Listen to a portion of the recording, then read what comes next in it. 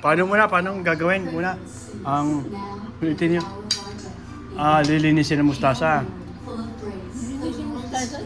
Tingin mo, baka naman pagkahugas mo banatan mo na agad na baway. Kaya mo siya matiptik ng walang katway. Maglalaga ka ng tubig, may kasamang bigas. Pagluto na yung bigas, luto na, alsin mo na yung bigas, yung kanin. Palamigin mo yung sabaw. Yung mustasa, nahugasan mo yung kanina, o nahugasan mo na Mga Tapos, overnight. Pwedeng overnight na hindi na... Oo. Tapos, gayatin mo. Pagkagayat mo, bula-bula mo na konting asin. Huwag mo kaunti.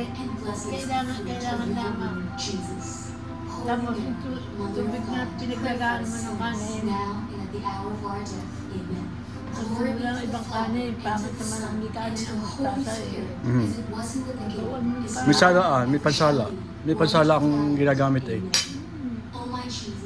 Palamigin mo yung sabaw.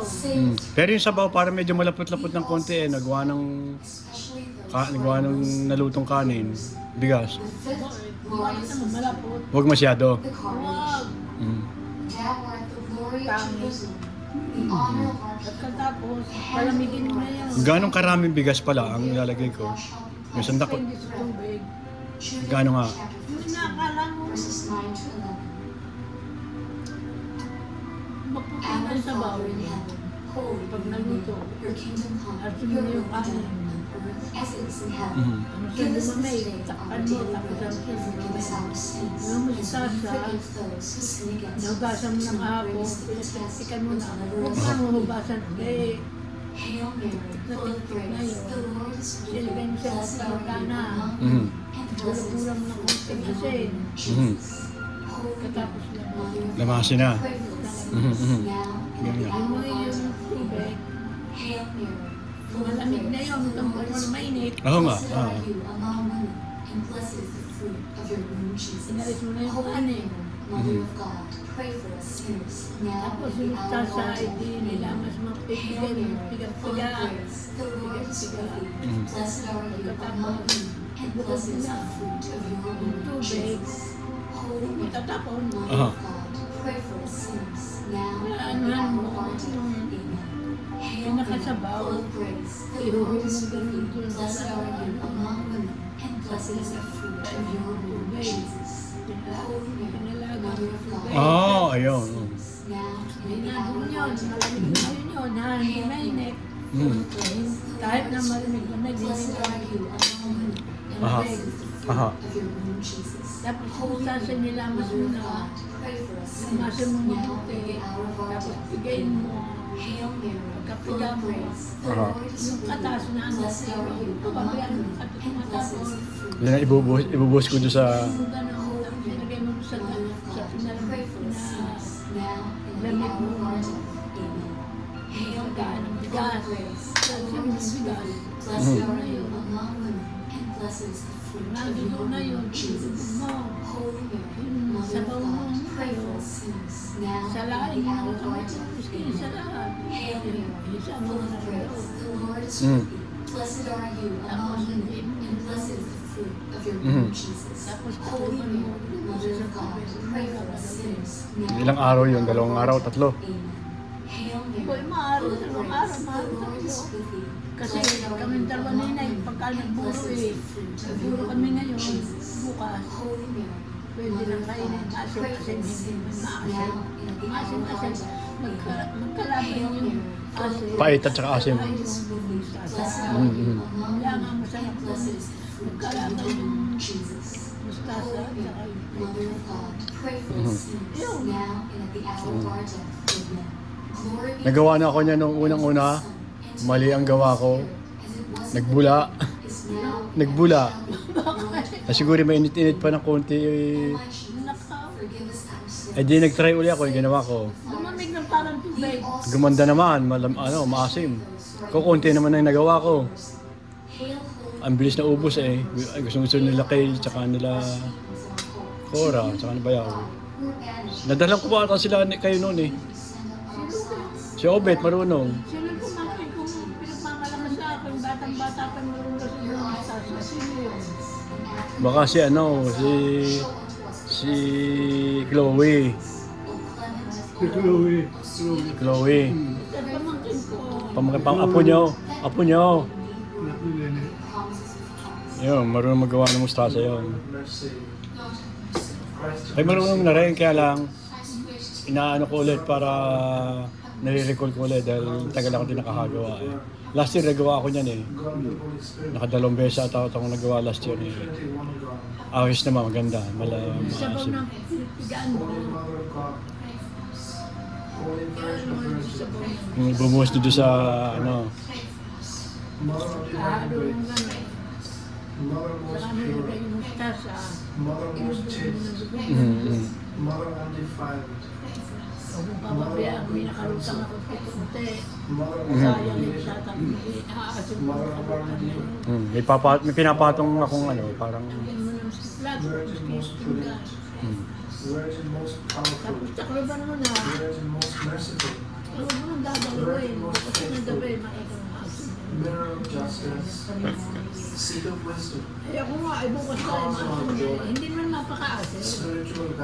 Nagtatalo yung asin. Aha. Ayun. Gagawa uli ako. Gawa si Kay nagtatanong eh. Isang araw. Dad ka lang kagagawa ng mustasa uli. Oo, ano. Pero sa tika, huwag niya itulong sa iba. Hindi nga marunong yun eh. Hindi nga siya marunong. Ako nga ang marunong magluluto. Kaya nga, pag natuto, pagbilin mo, huwag mong itutulong yan.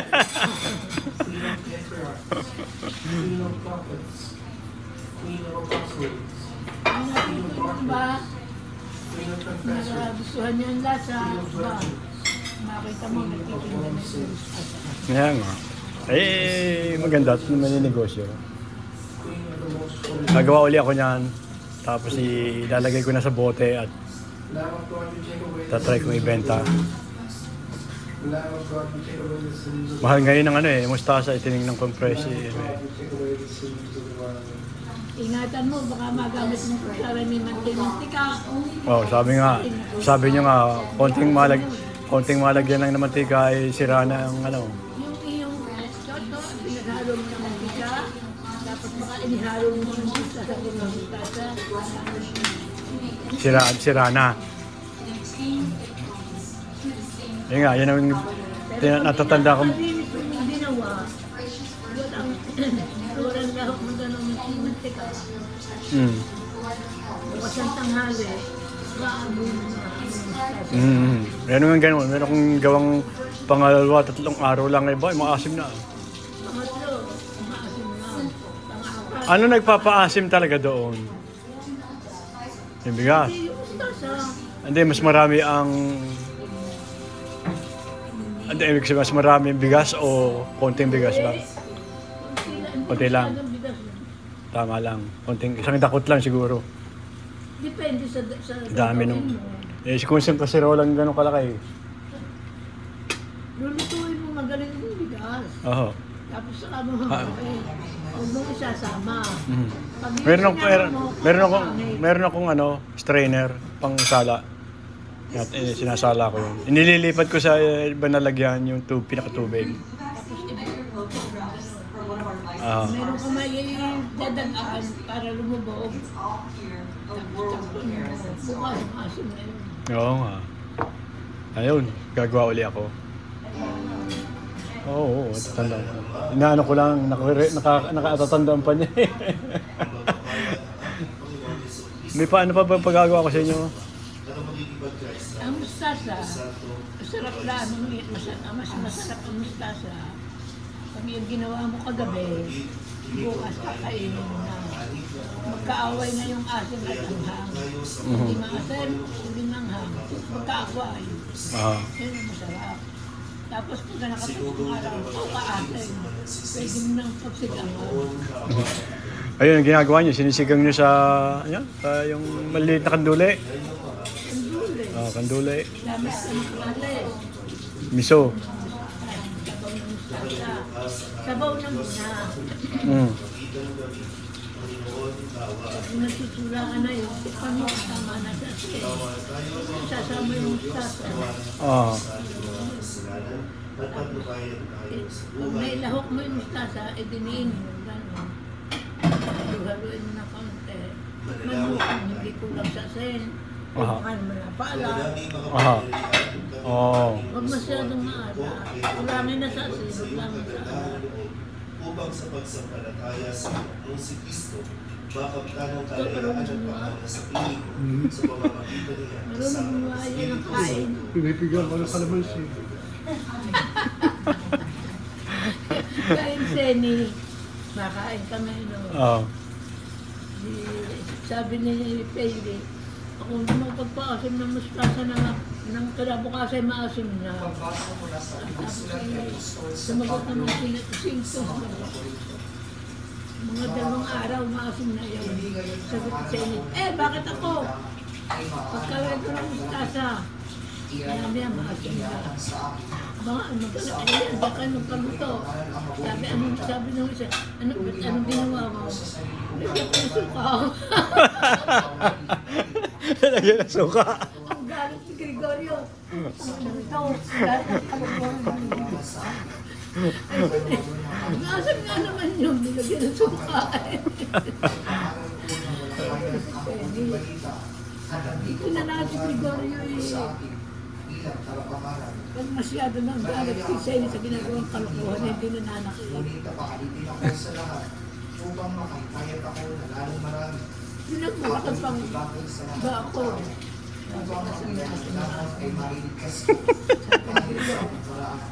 Ako hindi makakasam na dahil sinasabi mo pinabukasan mo kasi na.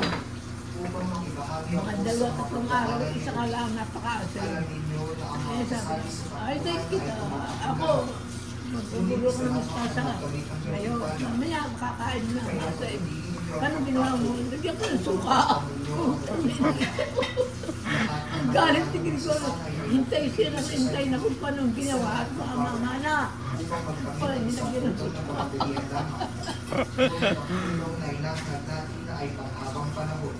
Oh. Ano pa bang naluluto nyo na authentic? Yung kalderetang manok, tinuro nyo na sa amin, natutunan ni Cora eh. Alam niyo paano lutuin yung kalderetang manok? Aha. Kaya pala nilagyan mo ng maraming manik. Hindi, peanut butter. Peanut butter, bakit mo hindi sa iyo? Oo nga. Lagyan mo ng sili. Yun. Peanut butter na, haluin mo muna. Baka naman ilagay mo at ibuo-buo pa. Ipag kinuha mo, makita mo may buo.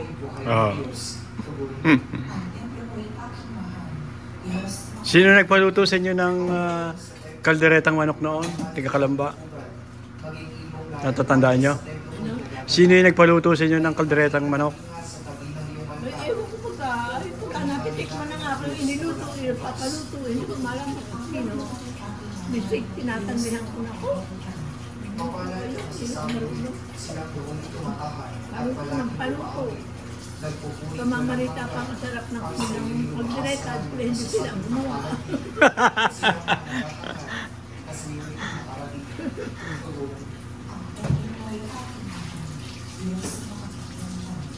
Ikaw ang aming dakila, ang tunay naming sanggalan.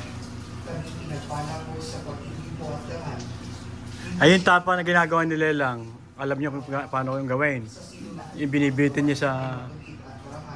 Nasa ibabaw pa ng ano eh. Nakabitin yung mga tapa na niluluto ni Lelang noon. Ako yung maliliit. Tapang baka. Tapang kalabaw. Pareho yun. Ano gusto mo malaman? Paano tinitimpla ni Lelang yun? Paano? Paano niya tinitimpla? Hindi yung tinatapla ako. Isa naman ang Pero iba yung karne sa atin, masarap talaga. Iba talaga yung karne sa atin, masarap, mas masarap. Siyempre, ayon kay San Namang Lucas. iba yung farming ginagawa eh. Kahapon pa tayo eh. Noong panahong iyon, tinanong ni Jesus ang kanyang mga alagad ng patalinghagan. Maaari bang maging taga-akay ng bulag? Eh yun. Tapos sila Pag-uwi natin ng Kalamba, gawa tayo ng mustasa. Walang alagad Na. higit sa kanyang guro. Tsaka ano. Kapag lubusang naturuan, siya'y magiging katulad ng kanyang guro. Eh, lagi kayo maglalakad para matibay ang katawan. Uwi ng iyong kapatid. Kailan tayo uwi? Hindi mo pinapansin. January. Nangyari yung mustasa pinag-usapan natin eh. Paglalakarin mo ko. Kapatid, Hindi. alisin ko ang iyong uwi. Pag-uwi. Pag-uwi natin ng Kalamba. Mustasa ang pinag-uusapan na yun. Alisin mo muna ang ilan sa iyong mata. Hindi, prepare ko lang para kayo ay malakas ang katawan. Alis mo ang uwi ng iyong kapatid. Ang mabuting balita na Kanino natutunan yung paggawa ng mustasa, Nay? Dali lang mo. Lelang din. Kami, isang magandang araw po sa inyong lahat. kami magkakapatid. Lahat tinuturuan ni Nanay. Mga lalaki, mga babae, tinuturuan niya. Mm-hmm. Hindi pagka nga nung magbubulong ng mustasa, hindi na siya nagkakagawa kami. Kami yan. Tayo ngayon ay nagbabalik muli sa mga paalala na ating Panginoon Ayun. Jesus. Ayun, alam pala ni nanay, tatay, ni nanay yung paano paggawa ng mustasa. Mahalaga po sa Pagka ang pag-uusapan niya yung matagal na panahon na, nangyari din naman tsaka yan, interesado siya sa mga topic tulad ng paggawa ng mustasa. Tuloy-tuloy ang salita niyan. Pero pagka yung short memory, tulad nung yun, galing sila sa adult care, documents ng simbahan hindi na nila alam yun. Yung mga ilang minuto lang, wala pang isang minuto nga, isang segundo lang, hindi na alam ang kung ano yung tinanong mo eh. Short memory nila talagang wala na. Kami natutunan mo. Huwag mo